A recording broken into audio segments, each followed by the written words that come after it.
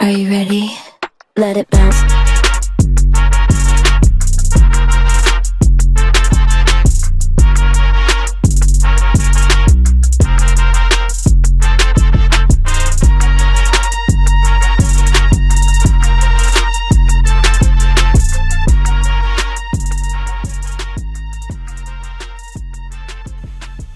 What's up, everybody, and welcome to Beyond the Chair.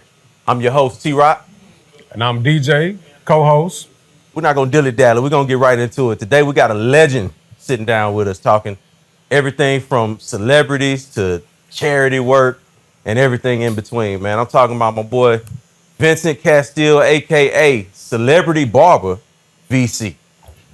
What's good with you, man? Man, too much of nothing, a little bit of everything, man. Hey. So, big dog, man, it's good to see you in the flesh, bro. It's For sure, always, man. it's Yeah, always, likewise. it's It's good to have you, dog. And a lot of people don't know, me and you got history. We go back. For sure. Like 20 years back. We don't 20, want to age 20, ourselves. yeah. But 20 plus years. 20 is for the young people, Yeah. I'm trying to keep our numbers low. Right.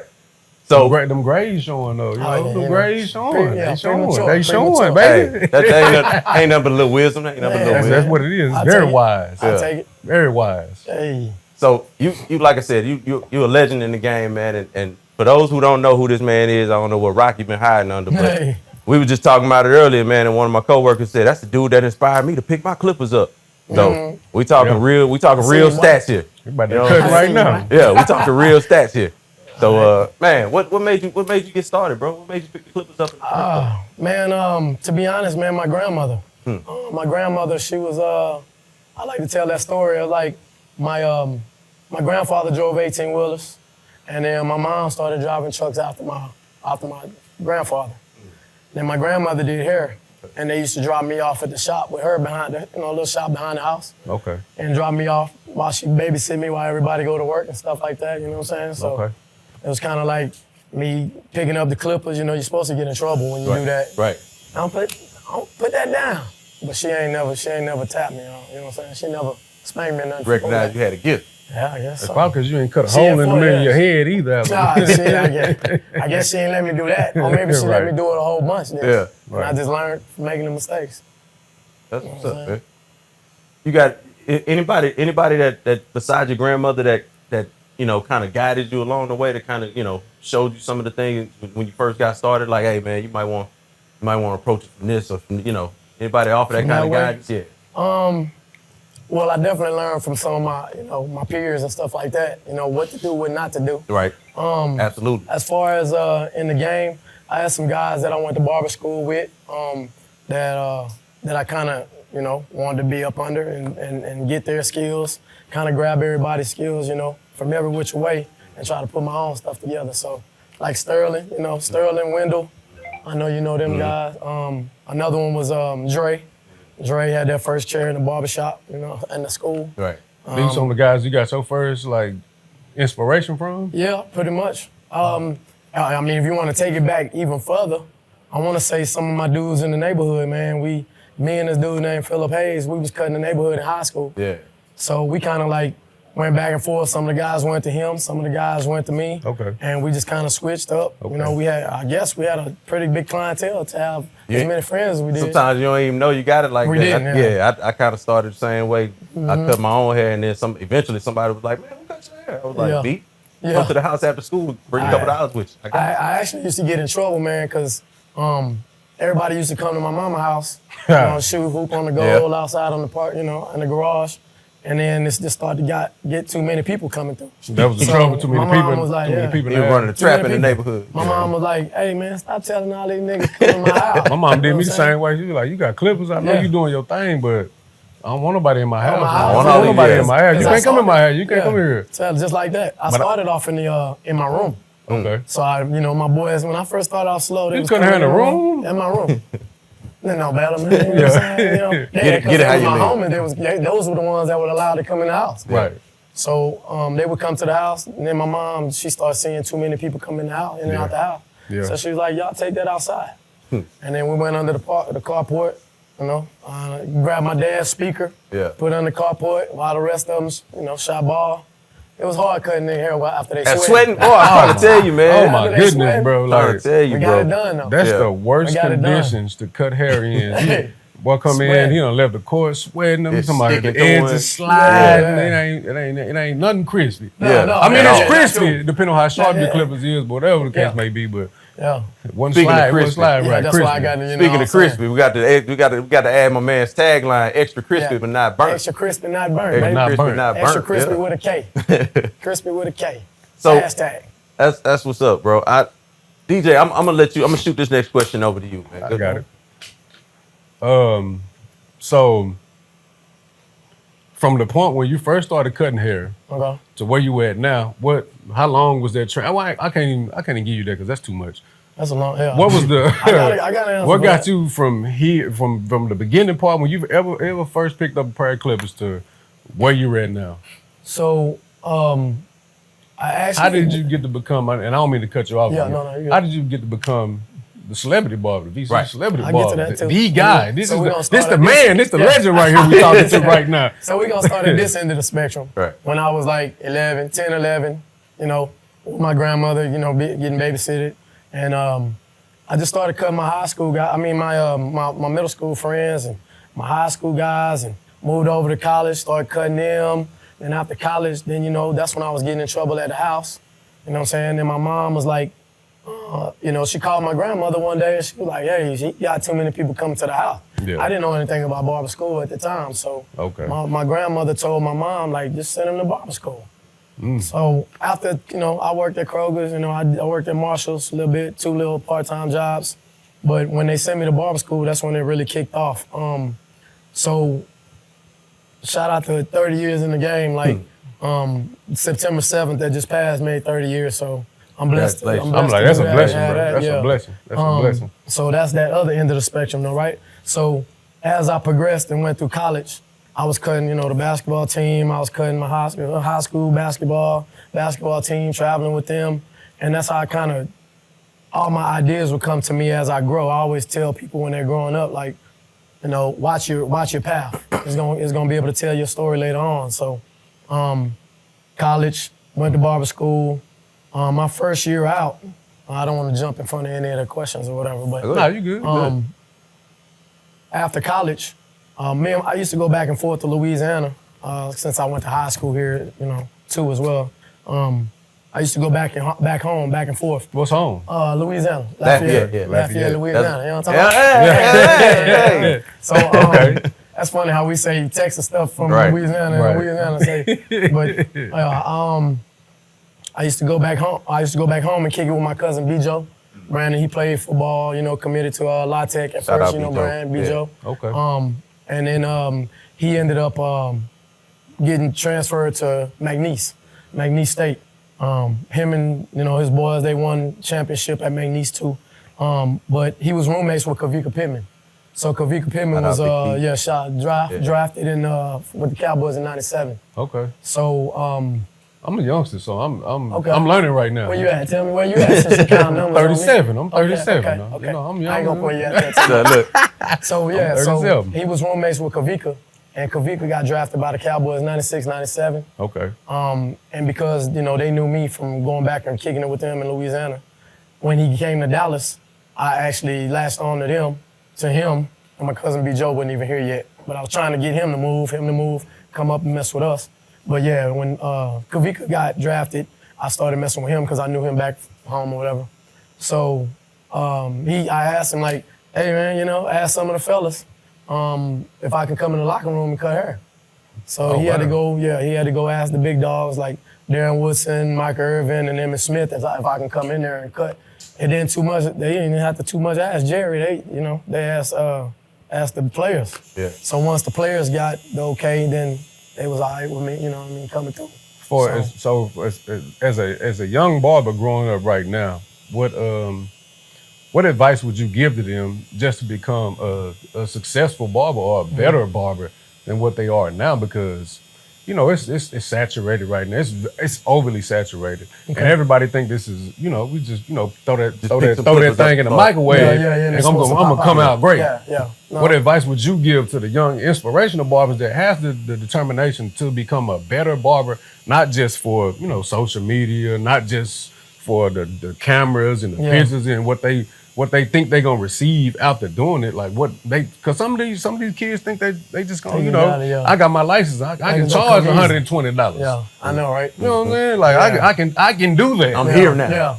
Yeah. But you're not. You're not. You ain't gained the experience. Yeah. You might not even be a people's person. So That's if you had to tell a young barber that wanted to be, you know, just a better barber, what would you tell them? Like, what, as far as like to, you know, be successful? Yeah. First off, I would start with working on being consistent. Like, consistency is key in this business. Everybody think they can come into the business and it'd be about fast money. Yeah. Just because they can make their own hours, they can jump around and go from shop to shop, or they can even these days be mobile and jump around. But even being mobile, you have to have some consistency to that. So no matter how you do it, it's got to be consistent. Open your mouth, you know. A lot of back then when we was doing it, like cards and stuff was cool. You had to go out, pass out cards and stuff like that. That's pretty much outdated, yeah. Because when you go talk to people and let them know what you're doing, a lot of the times word of mouth will carry more than people lose them cards. People are, but you got to be a people person, like you said. Go speak to people. Be consistent at that too. So I gave somebody a card and I watched them throw it down as soon as I gave it to him. I was like, but also too, that didn't discourage me. For sure. Because it was like, oh well, he didn't want it, so I'm gonna go give it to somebody else too. I picked it up and gave it to somebody else. Yeah. It's tangible. Like people can go out and give cards and stuff like that. That's cool. But you want to find out a way how they gonna hold on to that card. Because even back then with cards, you had to find a way to make your card pretty and shiny to where they want to hold on to it. Right. But at the end of the day, it's like, give them something, You might even have to tell them, like, on the younger stage, you might have to tell them, hey, let me chop you up one time. Right. And I got you. It's going to come back to you. Right. Some people don't want to act like they're giving away free stuff, but even us as seasoned barbers, like, we're giving away stuff for free, here and there, too. Because you want to gain that traffic. You want to gain that client. Yes, sir. You know what I mean? So. Absolutely. You're absolutely right. You're absolutely right. Consistency, word of mouth, open your mouth, and get out there, man. Get out there. It's gonna take some work. Yeah. Go to work. That's what I got adding on extra stuff too at the time. But that's what made me want to get away from the brick and mortar and step out my box, because brick and mortar's cool. That's what we're known to do. It's traditional. People come to you. At the end of the day, I had to figure out a way to say, hey, how can I go to these people and make it convenient for them? And that's kind of leading right into where I was going to ask. Like, when you first got the idea, and I remember when we first talked about, before I saw the truck. Yeah. We were talking about the idea for it, and I was like, man, this dude owns something right now. He really got something. What inspired that idea? So me already grinding, me already doing parades, back to schools. I put a U-Haul trailer behind my truck and pull it. We all get in the trailer. I was already doing community events. I was already doing like all kind of stuff like that. So cutting celebs, entertainers on their vehicles was how I got the idea, where I got the idea from. Because they would come in town. Yeah, they would come in town. If I wasn't going to the hotel, I wasn't going to a shop, or they wasn't coming to me, then they would have me come on their truck, and I cut them. So a parade though? Yeah, all of it. Oh yeah. I never thought about a mobile barbershop in a parade either until I saw him in the Juneteenth parade a few years ago. You know what I'm saying? Like, talking about anything. Yeah. Now I'm looking at the calendar totally different. Yeah. Like, I ain't looking for my birthday, or now I'm looking at these events. And then now I got to teach myself to stay ahead of the curve too. Yeah. So I'm looking at 3 months, a quarter out, just to see, what's coming, so I can be ahead of it. So what's next? So right now, working with some of these celebs and entertainers, man, like a lot of my boys, my entertainers, my celebs, my NFL players, a lot of these guys have nonprofits. So a lot of stuff in the community, I've been doing that. I've been having a truck like February will be 9 years now. You know what I'm coming? So it's like using their business to help my business, and we interact and go out and do stuff in the community. Now, next is my own nonprofit. Yeah. So I'm in the middle of doing that right now, so I can structure myself up to be able to work with these nonprofits, other nonprofits, which I'm able to team up with, and corporations. So love that for you, brother. Love that for you. These huge businesses, thank you. Yeah. These huge businesses already have dollars that are set up to give back to the community. So yeah, if you just got to structure find a way yourself, to access. Yeah. And that's where I'm at with it right now. That's lovely, bro. That's big. Yeah, for sure. That's what it's all about. And that look. Because we've been doing it. Right. We do it every year. You just gotta, how you gonna get the dollars from them? Right. But then you gotta make sure you give it back in the right area, so you won't go, get in no trouble and nothing like that. But we're already doing the work. That's what makes it so easy for me. It's just doing it in a different avenue. Yeah. You still do back to school events and stuff? I do. Yeah. My birthday is right in the middle of August. Oh, so sometimes I don't even get to go celebrate my birthday because I done got every week in August, four weeks in August, they calling me, hey, I need you to do this. This is for the football. This is for the church. This is for the, whatever. So I'm blessed. Yeah. All right, let's go beyond the chair. I celebrate my birthday in September sometimes, you know what I'm saying? It's just because you've been doing too much in August. Yeah. That's for real. So let's go beyond the chair. Okay. Let's go. What's a vacation? What's a relaxing time environment where you can, kind of hit the reset button to kind of step back from this, because it's obviously important. Okay. We pillars of the community. For sure. But how do you hit that reset button? That's a good one. I was waiting to hear How you hit that reset button, man? I don't know, man. That's a good one. I hit it by doing more stuff. Like, I hit it, just staying involved, man.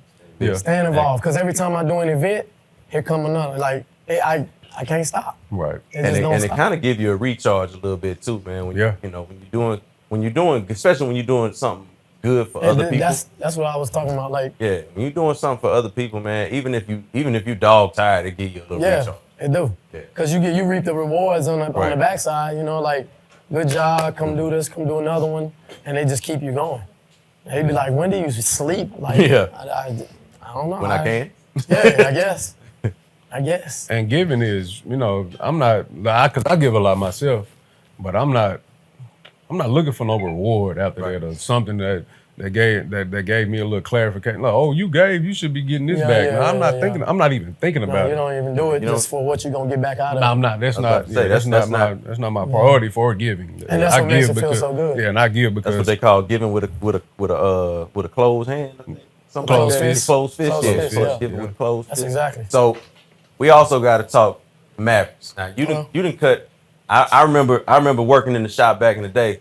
This man damn near had an all-star lineup coming in the shop just on a regular Thursday night. Man. He had Paul Pierce coming in the shop, sitting in the chair. Michael Finley coming in the shop, hollering at Paul Pierce. Paul Pierce don't even hear Michael Finley, think he acting funny. Crazy. So now, you know what I'm saying?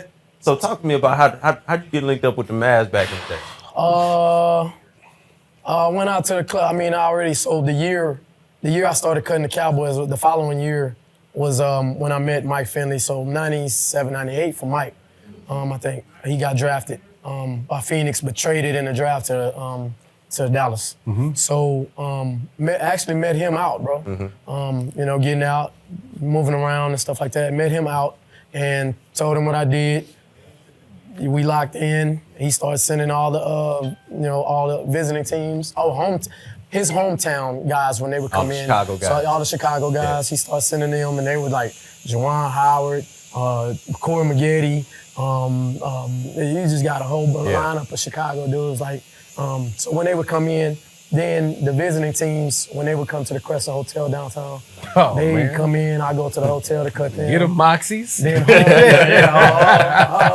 was before Moxies. Yeah, way before Moxies. So then, the home team started getting the home team involved too as well, and just being blessed by, these guys getting traded in and out and to other teams, and then when they come back, still got guys that went to other teams and come back.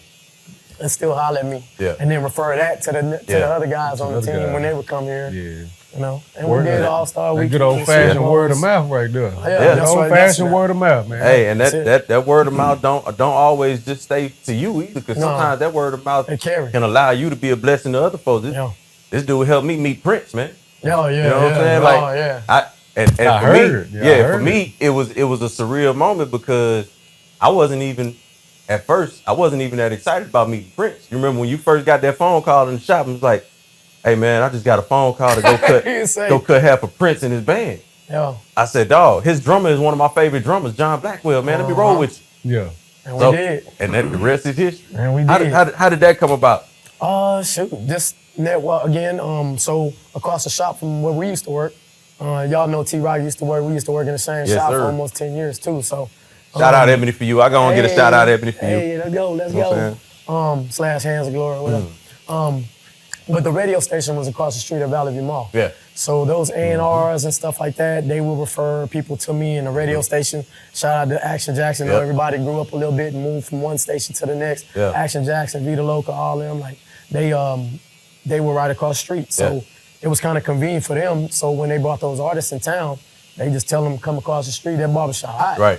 Y'all come across Go the holler street. at- yeah. They come across the street, we cut them, chop them up, and you know, the rest is history. Man. Like, so that just, the radio station helped too. And as a you know, inspiring barber around that time, I was Listen, yeah. just You I'm supposed to do that.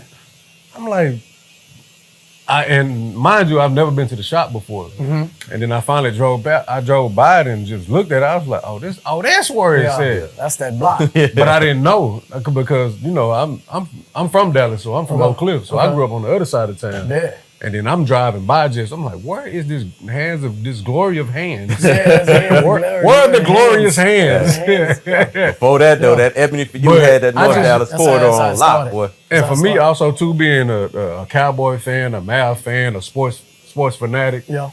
and just listening to like who all just touched the edge up, Edge did a up, little yeah. taper, Just need a little did a little something. mustache, Yeah. a little.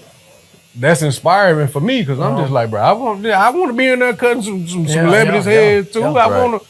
Let me give me one or two. And I wouldn't shy away I from take a that. practice squad cat. I want Yeah. everybody, but not to say that's all I want, but I tell you, let me get a couple of them too. For sure, So for sure. I was like, I got to get better as a barber because if you trash, they're not coming back. Whole neighborhood, They no. not coming back, bro. Don't go Whole back over neighborhood. there. Yeah, don't go Yeah. back over there dealing with him, And bro. you gotta have a good heart, man. Doing this business, like you say, we part of the community, and if you can't be, you know, involved with your coworkers in the barbershop, y'all can't get along, or y'all can't help one Right. another grow. Right. You can't do nothing in the community, man. Yeah. I mean, it ain't genuine, at Right. least. Right. So you gotta at least, you know, get in with your boys at the barbershop. Like even coming to Stevie J, shout out to Stevie J. Like Yeah. I don't mind coming into another barbershop or going into, you know, another space where I'm partnering up with another company or corporation because it helps me grow, Right. helps And him it helps grow, them. helps us. You know, you gotta be able to We do it. got to be able to work hand in hand. This Yes. this what I say all the time when I go speak to barber students too, because I do that on the cool too.